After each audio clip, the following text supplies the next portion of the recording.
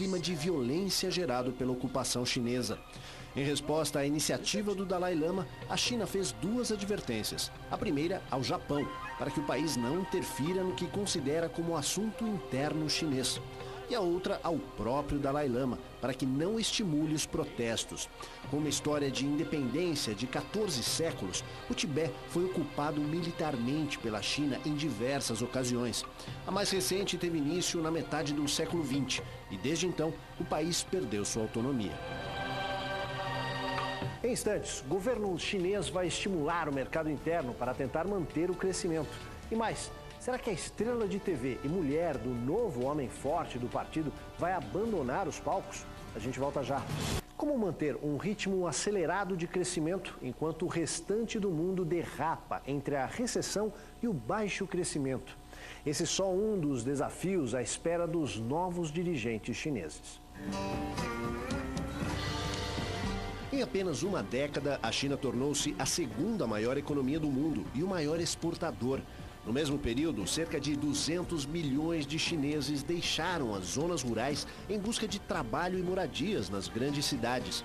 Pela primeira vez, a população urbana superou a rural, com cerca de 700 milhões de chineses vivendo nas cidades. Para atender à demanda por moradias, o ritmo da construção civil é alucinante. Depois de registrar um crescimento médio de 10% nos últimos anos, a economia chinesa desacelerou. No terceiro trimestre, o PIB, que é a soma de tudo que um país produz em bens e serviços ao longo do ano, foi de 7,4%. Esse número, embora maior do que a soma do alcançado pelas outras maiores economias do mundo, como Estados Unidos, Inglaterra e França, ainda é pouco para os chineses.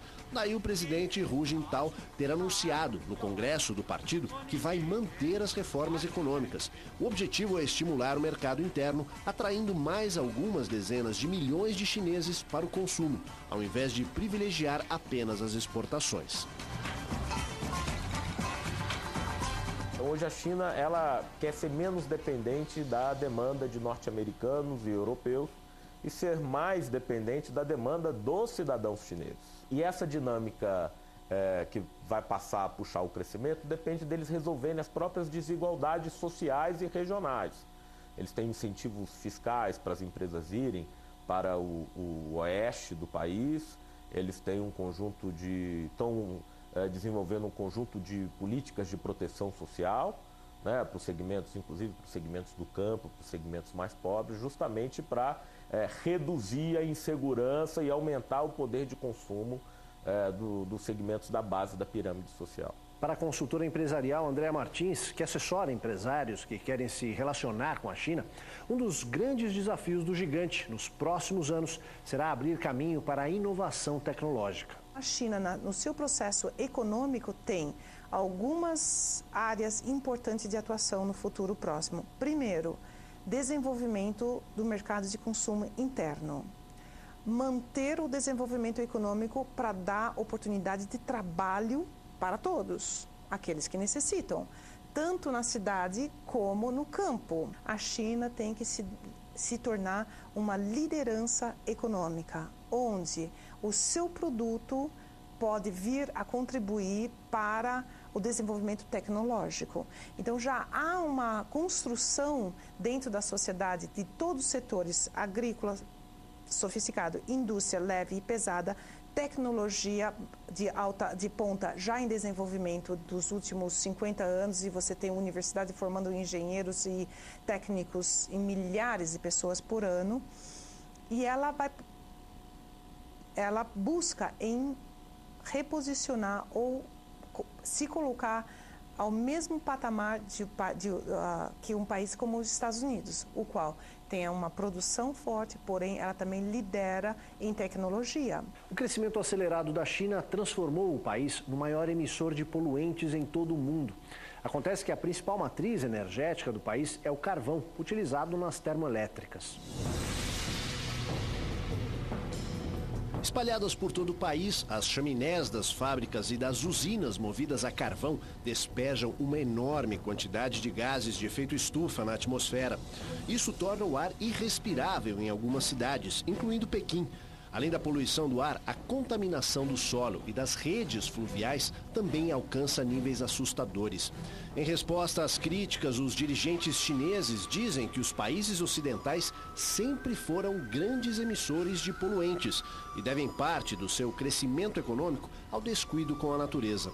Mas no recente congresso do Partido Comunista, o presidente Hu Jintao admitiu que de agora em diante os chineses precisam cuidar desta questão, controlando as emissões sempre que possível. Durante anos, ela reinou como uma das maiores estrelas na TV chinesa. Cantora de ópera, ela também é oficial do Exército Popular. Agora, como mulher do futuro chefão do partido, qual será o destino de Peng Liyuan?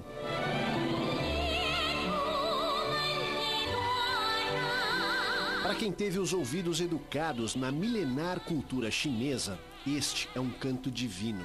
E é com ele que Peng Li tem encantado o público na TV chinesa nas últimas décadas.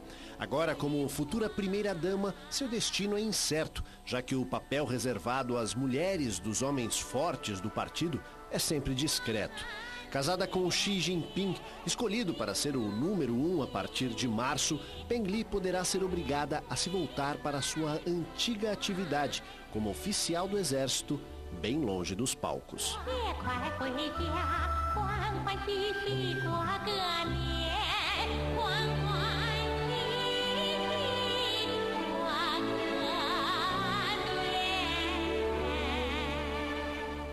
Por volta do ano 200 a.C., nos tempos da dinastia Qin, a China já era um grande império. Foi naquela época que a Grande Muralha começou a ser construída por iniciativa do primeiro imperador da dinastia Qin. Estamos falando de um tempo em que nações da Europa, como a Inglaterra e a França, nem existiam, muito menos Portugal, que só seria criado séculos mais tarde. Estaria a roda da história girando para devolver aos chineses o império que eles já tiveram no passado? Afinal, se eles já são a segunda maior potência econômica, é natural que conquistem maior importância no campo militar.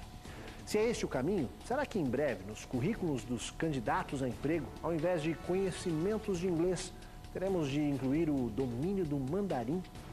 Matéria de Capa fica por aqui. Voltamos no próximo domingo às 7 da noite. Uma boa noite a todos e até lá.